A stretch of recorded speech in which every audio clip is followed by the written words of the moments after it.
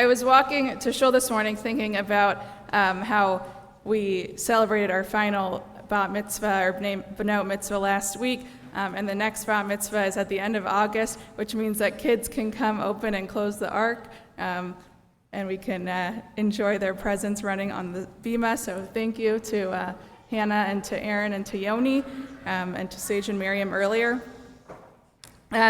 So a normal occurrence for me, unfortunately, I wish it weren't the case, is that I wake up and I pick up my phone and I, check my notifications and I go on Instagram, and it's just a habit of mine. I'm sure for you, you have a habit also, but this week there's been a specific urgency to this habit because I noticed about, I guess last Friday morning that when I woke up and I went on social media, I saw all of my friends in Israel and how many times they went into the shelter at night.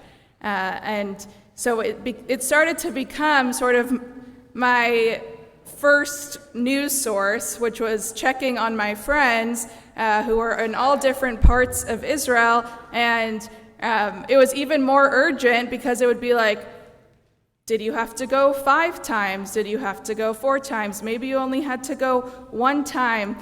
There were some friends who were, showing their young kids, waking them up and putting them back to sleep. And again, going on social media first thing in the morning is not an abnormal thing. But there was really something different. I was really hoping this week to either see something good or also setting myself up for something really bad. And throughout the week, sometimes it would get a little bit better, and then the next morning it would get a little bit worse. And I really felt that I existed in a small corner of the world where before I went to whatever news source I opened, I could learn a lot about my community of friends who were updating their world on the status of their safety and their homes and their cities in Israel before I opened up another news source and maybe saw a building that fell or something like that, unfortunately.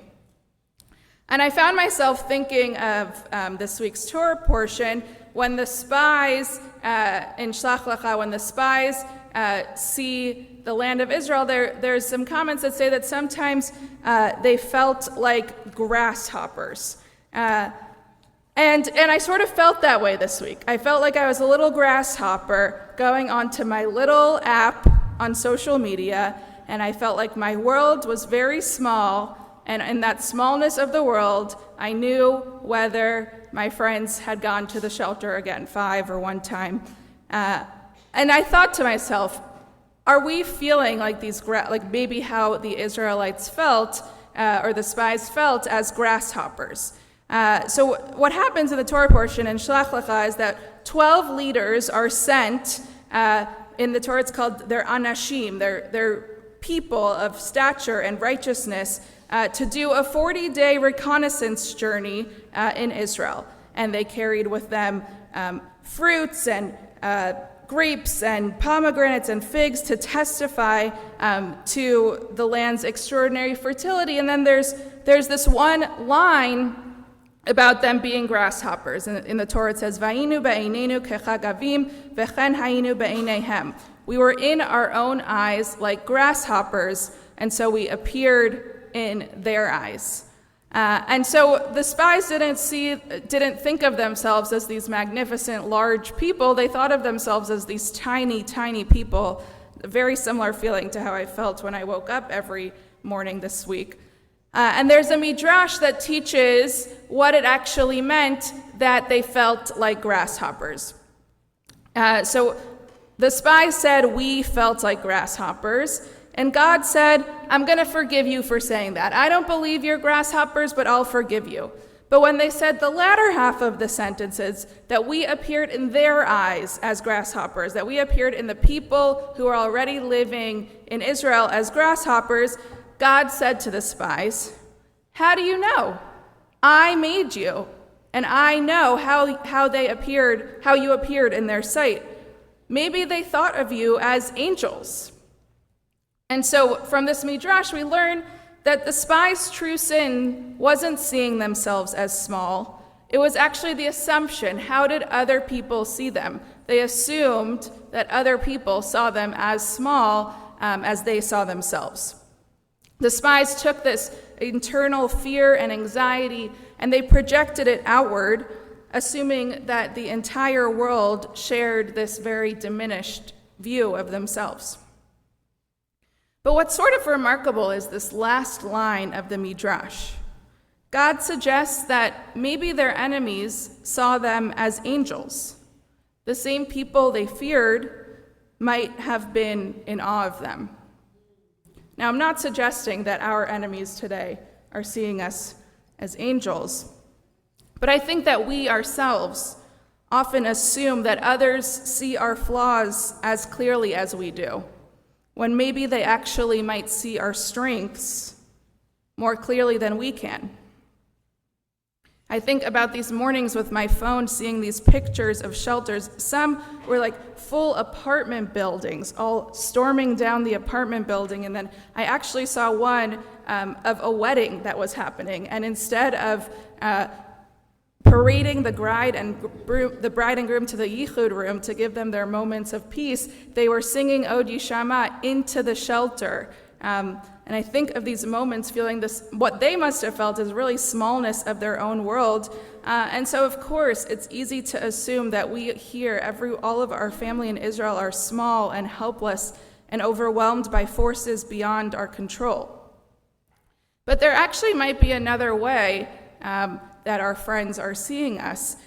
Our friends may be updating us about their safety and their child's sleepless nights, see in our concern connection, not smallness, but actually our love reaching out to them.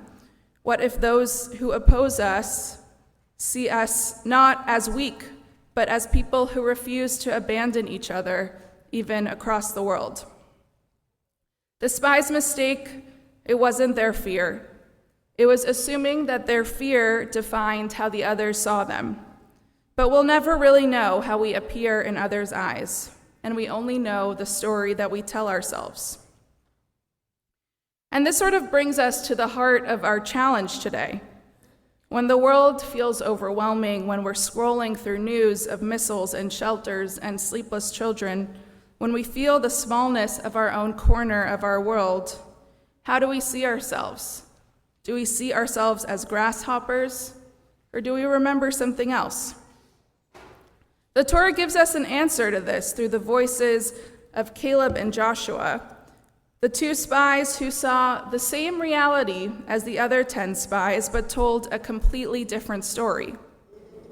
When they returned from Israel, they said to the people, to the Israelites, we should by all means go up to Israel. We should possess it, for indeed we can overcome it.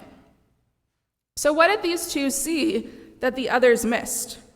Sforno teaches us that they saw the same giants, the same fortified cities, the same challenges, but most of all, they remembered who they were. They remembered that they weren't just former slaves wandering in the desert. There was a history before them. They were the children of Abraham, Isaac, and Jacob. They were the people who witnessed the splitting sea, who stood at Sinai, and who carried with them a relatively new covenant that would last an eternity. They didn't have a different set of circumstances. They chose to remember it differently. When the Torah introduces the spies, it lists them by name, emphasizing their distinguished lineage. But there's something interesting in the text.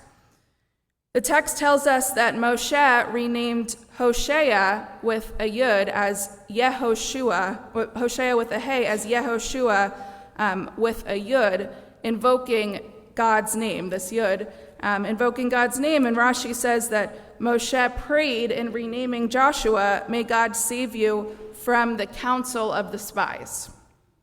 Moshe understood something critical. When we face overwhelming challenges, we need to remember not just who we are, but who we belong to. Joshua carried God's name in his own name, a constant reminder that he wasn't alone in his mission. How often do we forget each morning when we scroll through these updates and feel the weight of the world, that we aren't just isolated individuals trying to make sense of forces beyond our control. We are Joshua, we're not Hosea. We carry within us the accumulated strength of generations, the prayers of our ancestors, the unbroken chain of a people who have faced impossible odds before, and they have all found a way through.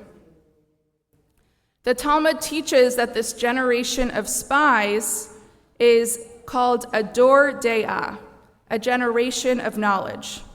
Their mistake wasn't their ignorance. It was forgetting that they were a generation of knowledge.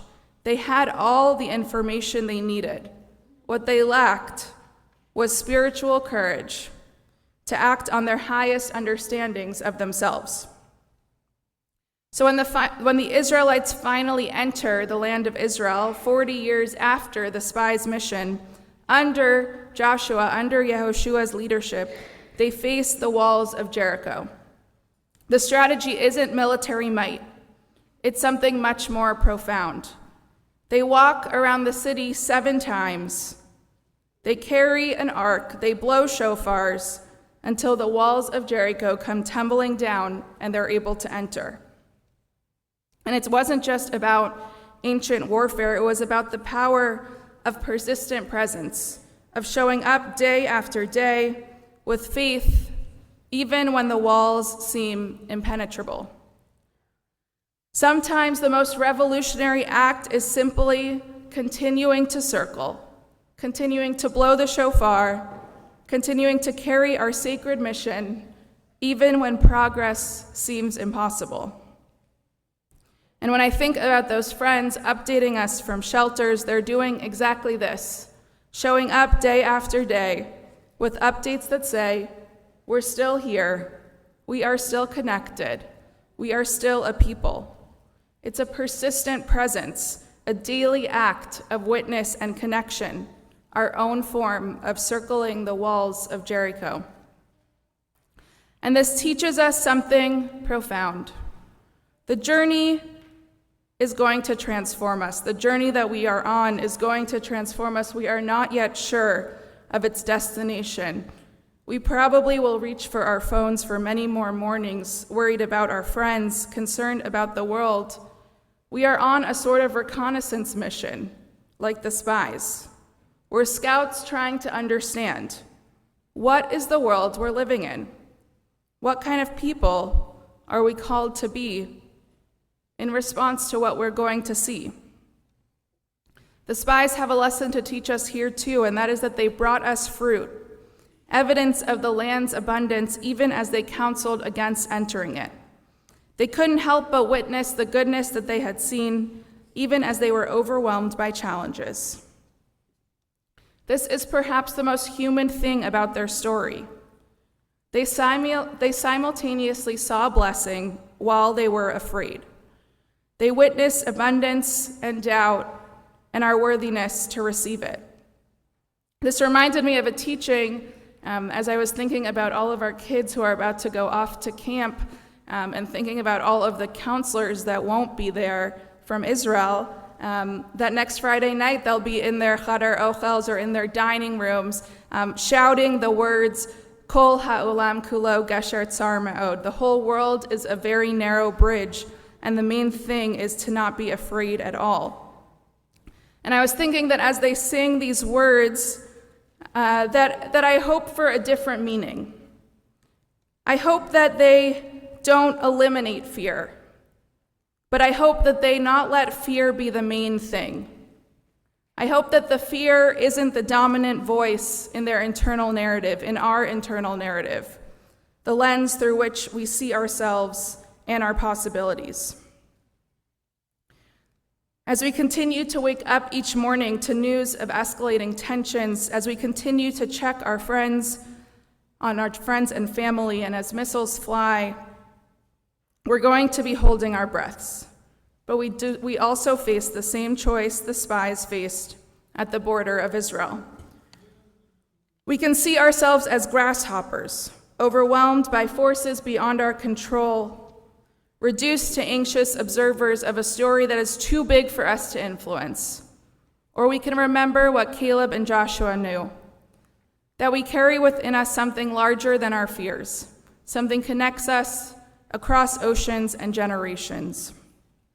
And so may we choose to see ourselves not as grasshoppers, but as bearers of an ancient promise that no missile can break, no wall can contain, and no fear can diminish. We are the people of Israel, and in that living, in that persistent presence, we find our way forward, one morning, one update, one act of connection at a time. Shabbat Shalom.